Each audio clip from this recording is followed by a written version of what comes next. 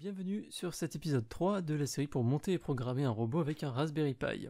Aujourd'hui, on va faire fonctionner les moteurs pour la première fois et on va faire ça à l'aide d'un script rédigé en Python.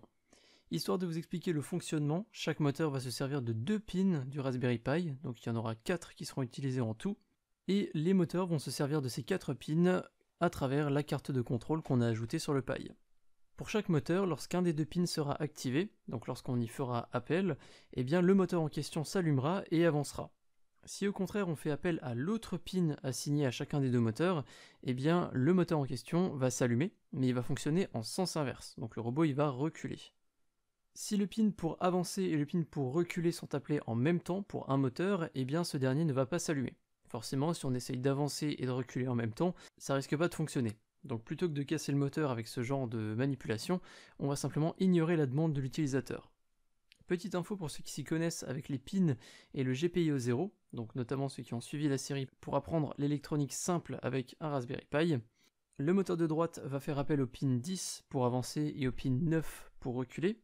Le moteur de gauche, lui, va faire appel au pin 8 pour avancer et 7 pour reculer. Les branchements, on les a déjà fait la dernière fois. Donc ce qu'on a fait en fait, c'est relier les pins en question, donc 7, 8, 9 et 10, on les a reliés aux 2 moteurs, donc on n'a rien à brancher aujourd'hui. Vérifiez bien que votre pack de piles soit sur off, elles ne doivent pas être utilisées pour le moment, on les allumera plus tard. On va maintenant rédiger le script qui va nous permettre d'allumer les moteurs du Raspberry Pi. Donc pour ça, on va avoir besoin des périphériques habituels. Vous pouvez donc brancher votre clavier, votre souris, brancher aussi votre écran parce qu'on va avoir besoin de l'interface graphique, et pour terminer, vous pouvez simplement alimenter le Raspberry Pi. Une fois qu'on est sur le bureau, on va ouvrir Python, comme je vous l'avais montré. Donc on va dans le menu, puis ensuite Programming, et ensuite Python. On va faire New File, puis ensuite vous allez taper le code affiché à l'écran. Vu que beaucoup d'entre vous ne connaissent pas Python, je vais rapidement vous expliquer ce que fait ce code, et si besoin, vous pouvez récupérer le script dans la description. Donc ce que fait ce code, déjà toutes les lignes qui commencent par dièse ou hashtag pour les plus jeunes, eh bien ce sont des commentaires, donc juste des lignes d'information, elles ne sont pas lues par le programme et elles ne sont pas réellement utiles. Ici on importe la librairie Time et on importe la librairie CamJam Kit Robot. La librairie Time, elle va nous permettre d'utiliser des fonctions liées au temps, donc par exemple on va pouvoir marquer des pauses dans le code, donc on va pouvoir marquer une pause d'une ligne à une autre. Et la librairie CamJam Kit Robot, elle va nous permettre simplement d'utiliser notre contrôleur et nos moteurs. Ici, on crée une variable robot dans laquelle on stocke une classe CamJam Kit Robot. Donc en gros, on dit à Python qu'on a un robot et que ce robot, on le stocke dans une variable robot. Ensuite, on allume nos moteurs avec cette ligne ici. Un petit peu plus bas, on va marquer une pause de 1 seconde. Donc ce qu'on va faire, c'est faire tourner les moteurs pendant 1 seconde. Puis ensuite, les moteurs ils vont s'éteindre grâce à cette ligne. Donc en gros, on allume le moteur, on laisse le code s'exécuter pendant 1 seconde, on ne fait rien, puis ensuite on éteint le moteur. Une fois que vous avez ajouté ce code sur Python, vous pouvez le sauvegarder dans le dossier educate3, et on va pouvoir l'appeler 3-motors.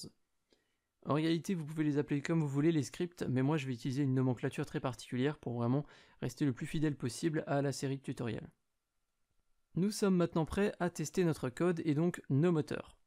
Ce que je vous conseille de faire, c'est de placer votre robot sur un piédestal. Faites en sorte que les roues ne touchent pas le sol ou votre bureau. Pour le moment, on va juste tester les moteurs et vérifier qu'ils tournent dans le bon sens. Donc c'est vraiment inutile de faire fonctionner le robot sur le sol. Pour ma part, je vais placer le robot sur un gobelet, mais si vous avez quelque chose de plus solide, je vous conseille de prendre quelque chose de plus solide. Pour ma part, il faut quand même que je tienne le robot parce que les moteurs tournent quand même relativement vite. Et il y a pas mal de mouvements qui est effectué sur le gobelet, donc voilà, il vaut mieux tenir le robot. Donc vous n'êtes même pas obligé d'utiliser un piédestal, vous pouvez simplement tenir le robot dans une main. Vérifiez bien que les roues de votre robot ne frottent pas le châssis. Chez moi, je trouve qu'elles sont un peu trop proches, donc vous avez 2 solutions. Soit vous les sortez un petit peu du clips des moteurs, soit vous enlevez vos moteurs et vous les replacez un petit peu plus vers l'extérieur. Une fois que le robot est placé sur le piédestal, vous pouvez allumer le pack de piles et vous pouvez appuyer sur F5. Si vous avez un message d'erreur qui apparaît dans la console de Python, cela veut dire que vous avez au moins une faute dans votre script. Donc vérifiez bien ligne par ligne, comparez bien au code que je vous ai montré parce que celui-là est juste, forcément.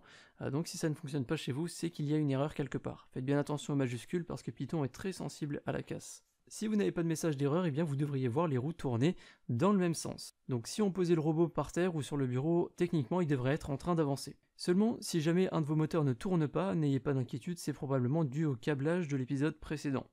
Je vous renvoie donc vers la vidéo précédente de cette série, l'épisode 2, dans lequel je vous ai montré comment connecter vos câbles. Si jamais les deux moteurs tournent, mais qu'il y en a un des deux qui tourne dans le mauvais sens, il vous suffit simplement d'échanger son câble rouge et son câble noir dans le contrôleur. Donc vous enlevez le noir, vous enlevez le rouge, vous mettez le noir là où il y avait le rouge avant, et vous mettez le rouge là où il y avait le noir avant. Donc vous échangez simplement les deux câbles. Donc si vous avez un problème de votre côté, essayez de rebrancher vos câbles, regardez de nouveau l'épisode 2, et relancez le code de la vidéo d'aujourd'hui avec F5 jusqu'à ce que vos roues fonctionnent dans le bon sens.